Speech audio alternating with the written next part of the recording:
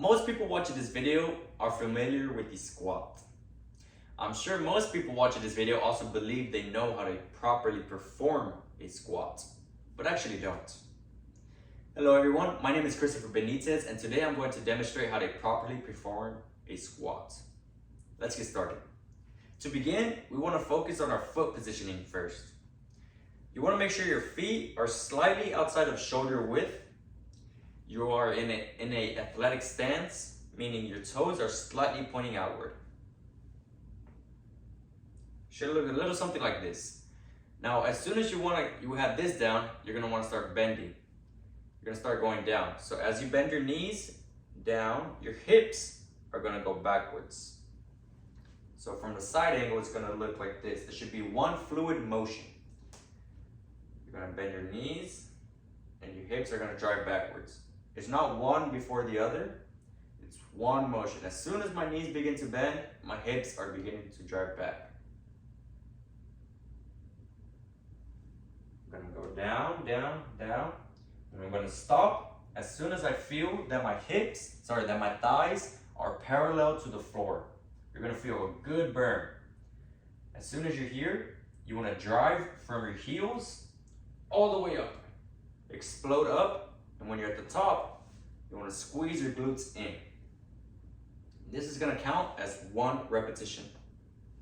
So once again, I'm going to show you notice how my knees, as soon as my knees begin to bend, my hips start to go backwards. It's all one fluid motion, all the way down. My thighs are parallel to the floor. I'm going to focus and drive upwards with my heels and squeeze with my glutes.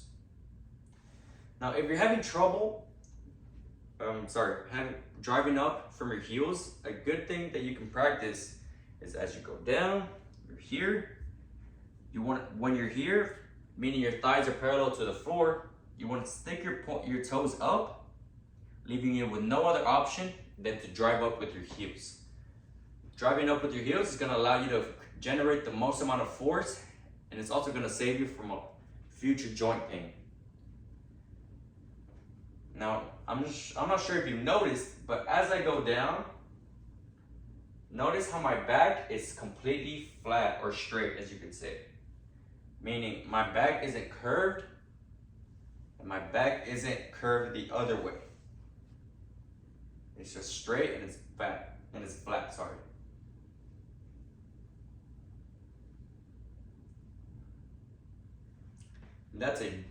Those are the basic pointers of a proper squat. Now that I've shown you those, allow me to demonstrate and show you the most common mistakes. According to Healthline.com, the most common mistakes are, number one, your knees caving in. So as you go down, some of you may feel that your knees tend to cave in. This is a common problem and an easy fix. This usually happens when your toes are straight or your toes are sticking inward.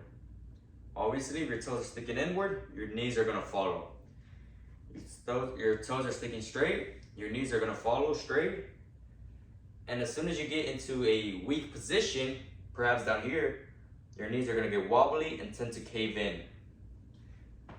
To fix this, make sure you are in an athletic position, athletic stance. Your toes are sticking out, your knees should follow and stick out with them. If still when performing this, your knees tend to cave in, as you go down, you almost want to force your knees outward to open your hips.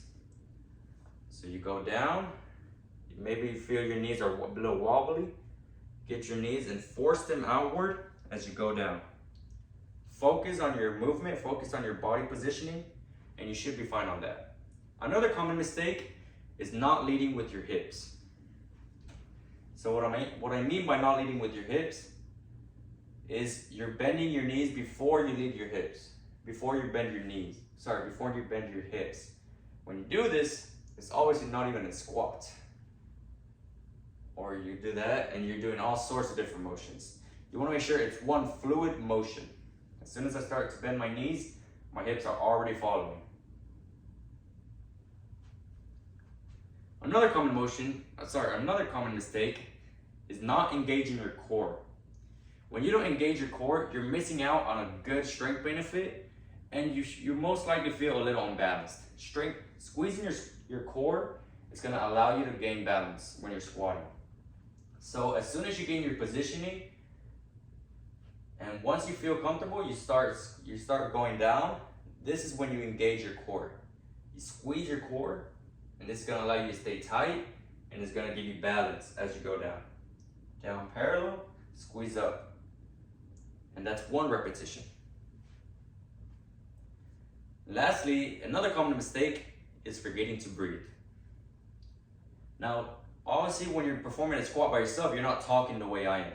You're going to be keeping your thoughts to yourself, and you're going to be breathing. So to breathe when squatting, you're going to breathe in as you go down through your nose, and as you're ready to drive up, breathe outward with your mouth. It's going to look a little something like this.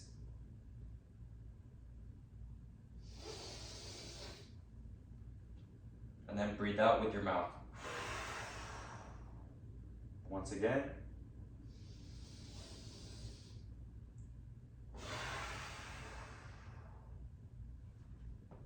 Please make sure you are breathing while performing a squat. The last thing you want is for you to pass out from holding your breath and making a lot of force.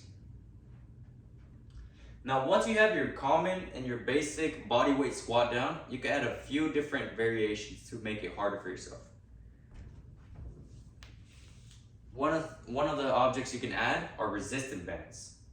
Now this resistance band has 3 different levels. It's got a light, it's a very thin resistance band, stretchy. You have a medium, which is a little thicker and a little harder to stretch. And then you have your thickest band, which is a lot thicker, a lot harder to stretch.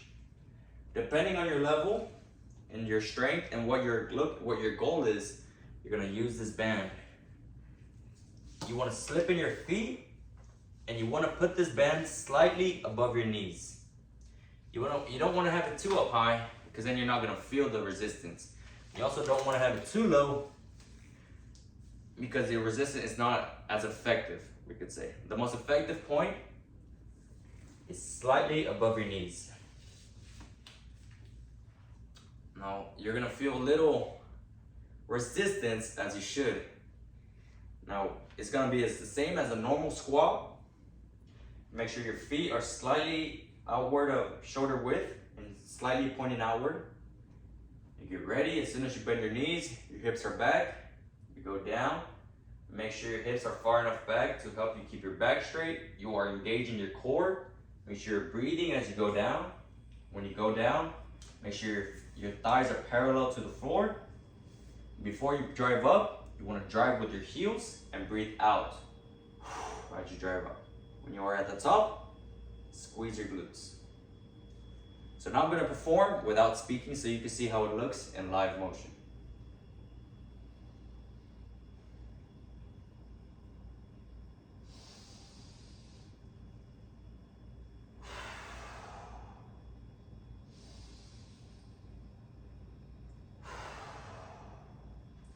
Now, one thing about using resistance bands is you are really gonna feel your knees wanting to cave in. If your knees cave in while you're squatting, most likely you need to go change your resistance band and go with a lighter one. And if you tend to have the same problems with a light one, then you shouldn't be using a resistance band. Another object you can use is a plate, a weighted plate, or dumbbells. In this case, I'm going to use a plate since I don't have dumbbells. So you can use this a different amount of ways. You can have it carry, which is going to work on your shoulders with your core. So it's the same deal. And then you want to drive up.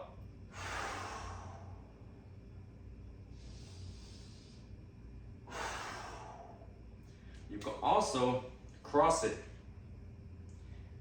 You cross it with your elbows, you slide it in the little gap, and you cross your arms above to hold it close to your chest.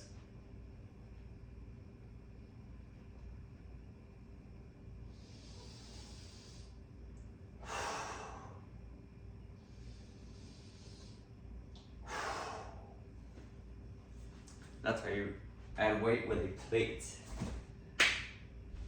My last demonstration for today, some of you may have this available, some of you may not. It's one of these bad boys.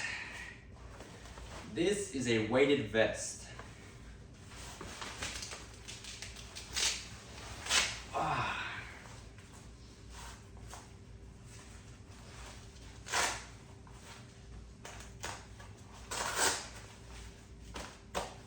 Now this specific weighted vest can go from 0 pounds up to 40 pounds. So when you have this, you can perform your normal body squat, except it's gonna feel heavier since you have 1 pound sandbags, depending on how many you add. When adding these little weights, you wanna make sure it does not affect your form. If it begins to affect your form, you want to remove them or make it lighter or change it in a way to make it easier without affecting your form. Once your form begins to fail, it is affecting your benefits. It's gonna lead to future knee pain, and in all honesty, you're gonna lose more than you gain. So fight your ego and make sure you're performing a proper body weight squat.